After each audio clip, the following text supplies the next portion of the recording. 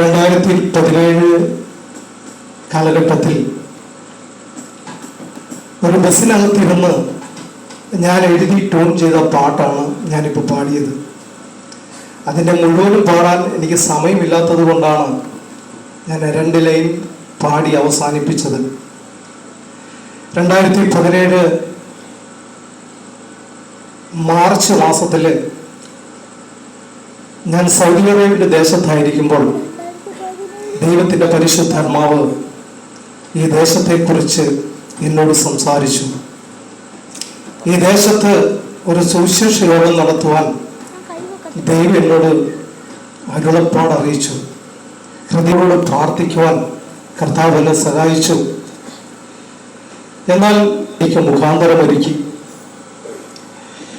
ഇത് ദൈവം എന്നോട് അറിയിക്കുമ്പോൾ ഞാൻ ദൈവത്തോട് ചോദിച്ചു, കർത്താവേ ചെയ്യുകയാണ്, ഞാൻ ശക്തമായി ദേശത്തോട് സാക്ഷ്യം പറയുക.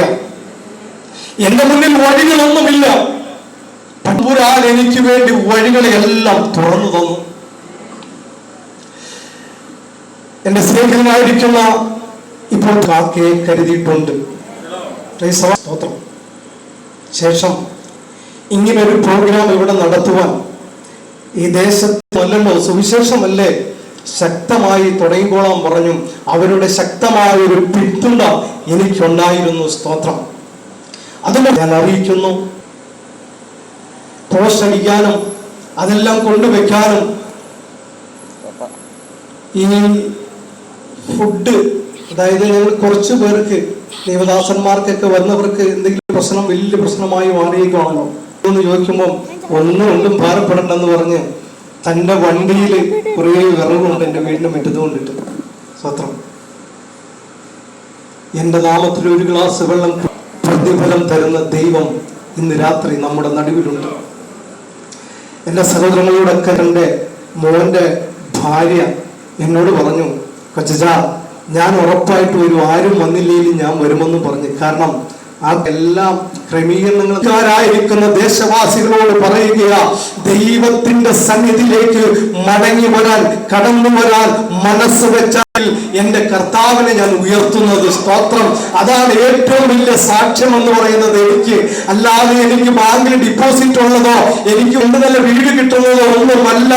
ആമേ, തള്ളിക്കളഞ്ഞ എന്റെ ദേശത്ത് തന്നതാ എന്റെ ജീവിതത്തിലെ ഏറ്റവും വലിയ ഭാഗ്യമെന്ന് ഞാൻ ഇന്ന് രാത്രി കരുതുകയാണ്.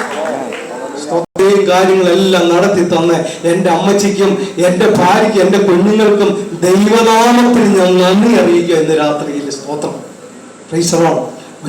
ഇന്ന് രാത്രിയിൽ ഈ സുവിശേഷം കേൾക്കുവാൻ കടന്നു വന്ന എല്ലാ ദൈവദാസന്മാർക്കും ദൈവദാസികൾക്കും ദേശവാസികൾക്കുമുള്ള പ്രത്യേക നന്ദി ഇന്ന് രാത്രി ഞാൻ അറിയിക്കുന്നു.